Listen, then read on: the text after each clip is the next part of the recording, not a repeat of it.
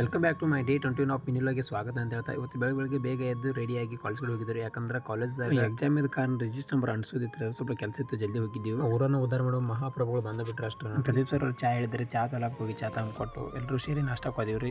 ನಾಷ್ಟೆಲ್ಲ ಮಾಡ್ಕೊಂಡು ವಾಪಸ್ ಕಾಲೇಜ್ ಕಡೆ ಬಂದಿವ್ರಿ. ಬಂದು ಹೊರಗಡೆ ಕುಂತಿದ್ವಿ. ಕಾಲೇಜಿನಿಂದ ವಾಪಸ್ ಬಂದು ರೂಮ್ನಾಗ ಕುಂತಿದ್ರು ಎಲ್ಲರೂ ಸೇರಿ. ಎಕ್ಸಾಮ್ ಟೈಮ್ 2 ಗಂಟೆ ಐತ್ರಿ. ಅಲ್ಲಿವರೆಗೆ ಏನು ಮಾಡೋದು ಅಂತ ಸುಮ್ಮನೆ ರೂಮ್ನಾಗ ಕುಂತ್ಬಿಟ್ಟಿವಿ.